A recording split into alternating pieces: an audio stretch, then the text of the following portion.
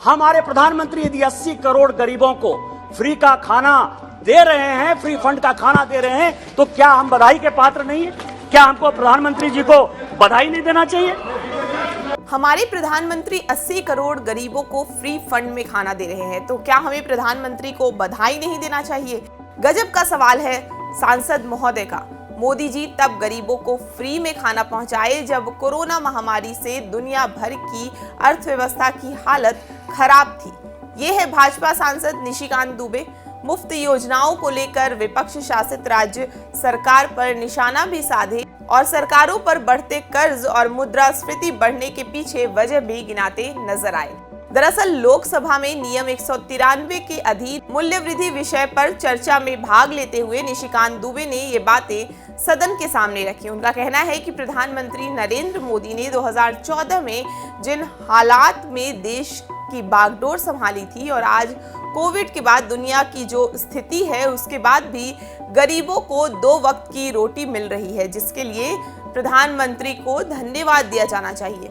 Free का खाना देने के लिए आप एक बार फिर से गोड्डा से सांसद निशिकांत दुबे का बयान सुनिए। हमारे प्रधानमंत्री यदि 80 करोड़ गरीबों को फ्री का खाना दे रहे हैं, फ्री फंड का खाना दे रहे हैं, तो क्या हम बधाई के पात्र नहीं है?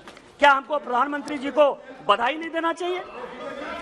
वहीं आरजेडी की तरफ से अभी तक कोई बयान तो सामने नहीं आया है, पर अपने ट्विटर के माध्यम से आरजेडी ने ट्वीट किया है कि अच्छे दिनों के अमृत काल में 80 करोड़ यानी कि 61% भारतीय अत्यंत गरीब हैं।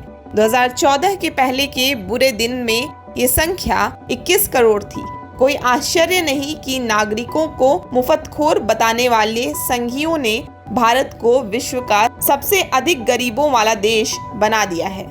इस मुफ्त और फ्री फंड वाले बयान के बाद आप एक बार मनोज झा का बयान सुनिए, जिसमें उन्होंने एक वेलफेयर स्टेट में मुफ्त शब्द को बंद करने की बात कही थी। कई दफा लगता है कि कई सारी चीजें रिपीट करनी पड़ती हैं। फ्री बीज, मुफ्तखोरी, मुफ्त का ये राशन, मुफ्त की दवाई। सर मैंने कहा था प्लीज, ये आदमी को डिमीन कर रहा है आपके नागरिकों को। आप वेलफेयर स्टेट हैं अब तक थैंकफुली, और चूंकि वेलफेयर स्टेट हैं तो इसमें ये मुफ्त शब्द का इस्तेमाल बंद होना चाहिए।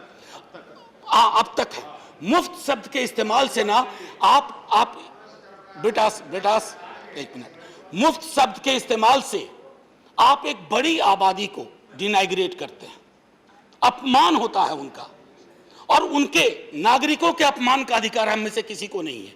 अरे आप देते क्या हैं? अनाज, एक वैक्सीन। ये आपकी रेस्पॉन्सिबिलिटी है। अपनी रेस्पॉन्सिबिलिटी को खैरात में तब्दील मत करिए।